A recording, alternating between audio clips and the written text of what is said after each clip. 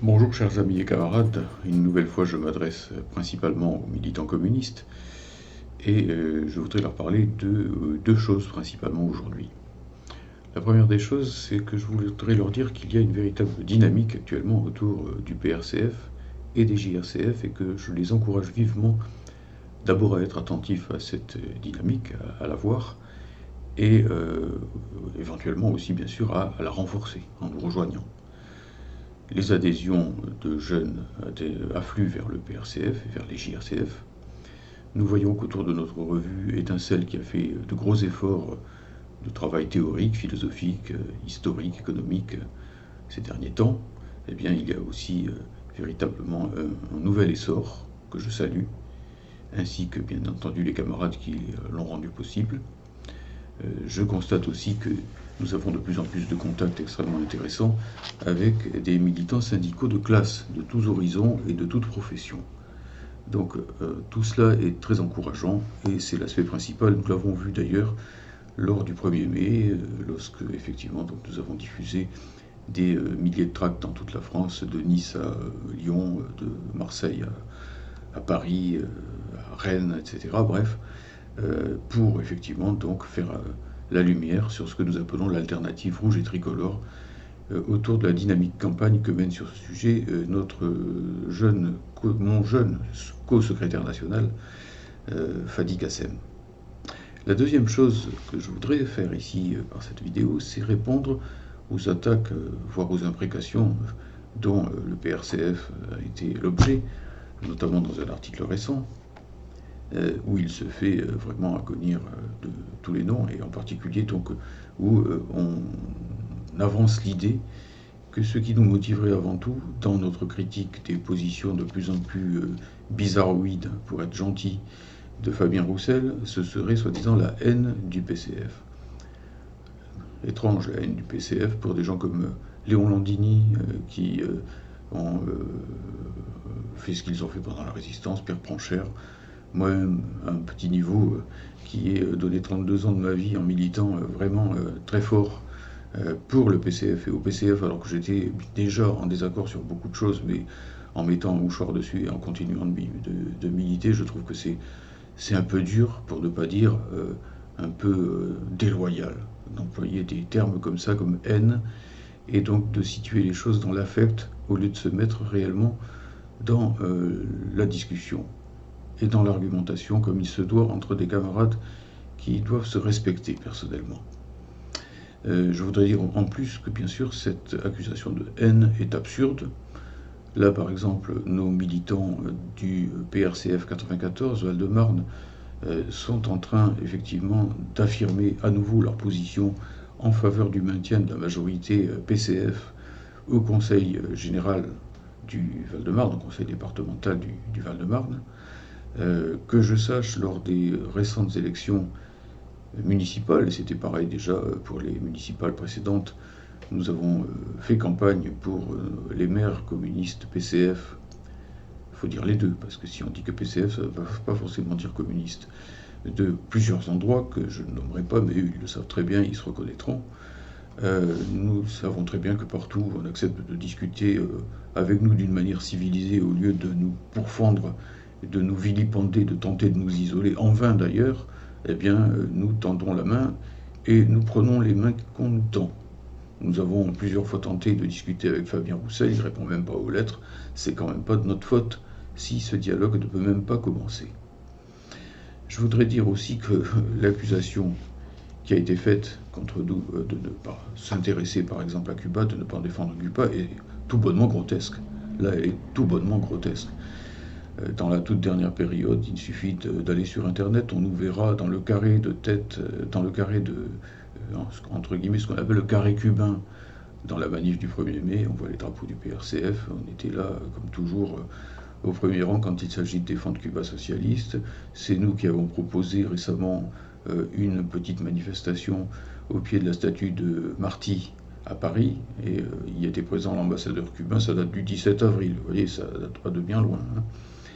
avec d'autres associations, avec des associations de défense de Cuba, socialistes. Puis je rappelle aussi tout bonnement que en novembre 2005, alors que la France était sous état d'urgence, que cette manifestation pouvait même être interdite, eh bien nous avons largement impulsé, avec l'ambassadeur et les associations de défense de Cuba du moment, effectivement, un grand meeting, le plus grand meeting qui ait jamais eu lieu en France pour la défense de Cuba socialiste. Le PRCF était devant, et notamment son président d'honneur de l'époque, qui était le regretté camarade Georges Hage. Je signale d'ailleurs qu'à l'époque, Georges Hage avait tenté de faire une publicité dans l'Humanité pour annoncer ce meeting de novembre à Saint-Denis, hein, où il y a eu près de 1000 personnes, et que l'Humanité a refusé la publicité, alors que pourtant Georges Hage était prêt à la payer. Alors qui fait preuve de sectarisme ici? À dire que c'est le PRCF, c'est vraiment complètement inverser les choses et être totalement à contre-courant des réalités les plus vérifiables, les plus attestées. Bon, c'est le deuxième point que je voulais dire, effectivement. Ah oui, et puis il y a aussi l'argument, l'éternel argument qui serait que le PRCF serait le porteur d'eau de Jean-Luc Mélenchon. Ça, c'est encore plus fort que tout, puisque le PRCF, d'abord, quand il a soutenu de façon critique, apporté un soutien critique à Mélenchon il y a 5 ans, eh bien, a sans doute même eu un soutien plus critique que celui du PCF. Le PCF qui lui-même a appuyé Mélenchon pour finir, bien entendu, comme il l'avait fait d'ailleurs auparavant en se coulant dans la candidature du Front de gauche en 2012. Hein. Donc voilà, nous avons simplement apporté un soutien critique sur nos bases, et donc nous n'avons jamais caché notre différence majeure, qui était qu'il fallait exiger la sortie complète de la France de l'Union européenne, et non pas s'en tenir à une position relativement bancale sur ce sujet. Que je sache, le PCF, lui, sur cette question, n'était pas plus clair que Mélenchon, si ce n'est pire. Si ce n'est pire, puisque on entend encore récemment des dirigeants du PCF qui vous racontent froidement qu'il faut demander à la BCE de faire une politique en faveur des services publics ou de l'emploi. Hein. Ça revient au même que c'est pareil que si on demandait à l'OTAN de défendre la paix. La BCE, elle n'a pas été faite pour, pas plus que l'Union européenne ou l'euro, pour défendre les travailleurs de quelque façon que ce soit. Ce sont des machines de guerre contre le monde du travail, contre les nations libres, contre la paix.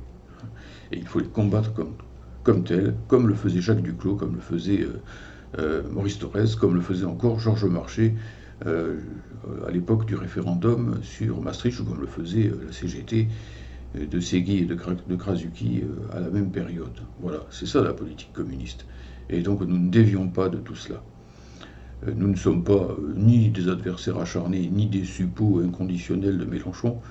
Nous sommes des communistes, nous essayons de faire avancer nos idées, et notamment le Frexit progressiste, comme devrait le faire le PCF, s'il était encore capable d'une position qui ne soit plus euro-communiste, euro-réformiste, euro je ne sais trop quoi, et qu'il soit réellement sur des bases de classe, tout simplement, des bases de classe, dénonçant cette construction d'un empire européen. Par exemple, tiens, récemment, faut-il ne pas le dire, alors que c'est la réalité, tout récemment, effectivement, on a vu les députés PCF présents en séance voter la loi Molac au Parlement, ce que n'a pas fait d'ailleurs la France insoumise. Je l'indique au passage, hein, c'est un fait. Loi Molac qui est extrêmement dangereuse pour l'unité de la République, qui donne des droits nouveaux aux écoles privées en Bretagne, et qui, en particulier, effectivement, tente à désétablir le français de son rôle de langue commune de la République en mettant les langues régionales à égalité avec la langue nationale. Donc en déconstruisant quelque chose qui s'appelle effectivement l'unité linguistique du pays. Et bien voilà, bon, nous avons effectivement une divergence forte avec le PCF, et ce n'est pas pour ne pas prendre d'engueulade de tel ou tel que nous allons cesser de le dire. Quand nous ne sommes pas d'accord et quand nous pensons que c'est grave, nous le disons. Parce que les positions fausses, erronées, réformistes, euro-réformistes, discréditent le communisme, compromettent le communisme aux yeux des travailleurs, aux yeux des masses, aux yeux de la classe ouvrière, alors que la classe ouvrière devrait pouvoir se dire que le communisme, c'est son parti. Bien. Alors, à partir de là, moi je dirais quand même que j'enfonce le clou. Hein, j'enfonce le clou que j'enfonçais déjà dans mon texte qui s'intitulait 3 méthodes pour reconstruire le Parti communiste. Hein, j'enfonce le clou.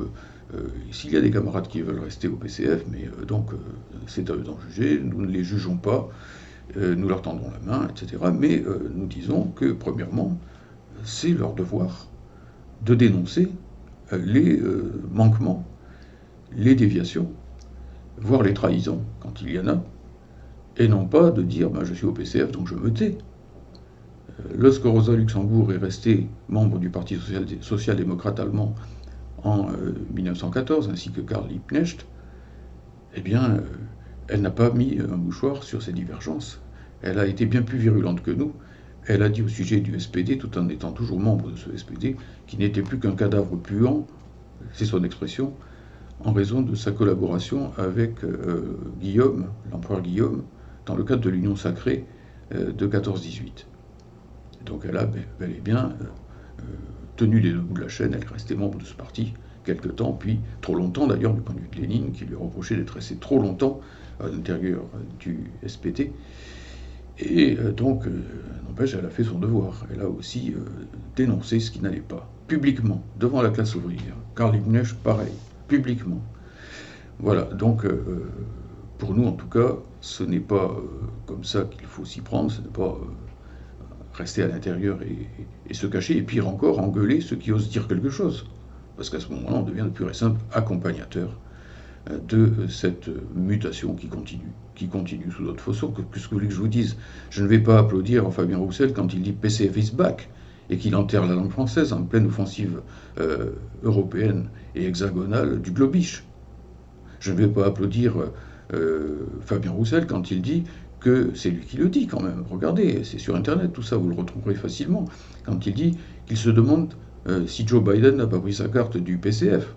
Autrement dit, quand il applaudit le chef de file de l'impérialisme mondial qui est en train d'écraser Cuba, de comprimer le Venezuela, de préparer la guerre contre la Chine et la Russie, et cet homme-là serait prêt à prendre la carte du PCF, ben dis donc, s'il est prêt à prendre la carte du PCF, c'est grave.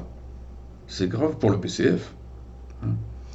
Voilà, donc nous, c'est notre tort. Nous disons les choses, nous appliquons la formule de Jean Jaurès, le courage, c'est d'abord d'établir les faits, c'est de chercher la vérité et de la dire. Ça ne plaît pas, eh bien peut-être ça ne plaît pas, mais ça plaît quand même à des communistes puisqu'ils rejoignent le PRCF, et par exemple, et notamment des communistes jeunes. Chers amis, chers camarades, donc si vous voulez la clarté, si vous aimez la franchise des positions, si vous voulez vraiment aider à réorganiser le communisme dans notre pays en lien avec l'action populaire, en lien avec le soutien au syndicalisme de classe, en lien avec la nécessité que monte dans ce pays de tous ensemble en même temps contre Macron, l'Union européenne et le grand capital, eh bien n'hésitez plus, appuyez le PRCF, allez sur son site, regardez ce que nous racontons au jour le jour, en faisant un gros travail politique, un gros travail d'éclaircissement.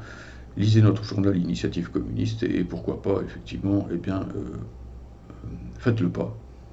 Rejoignez le pôle de renaissance communiste en France. Merci à vous.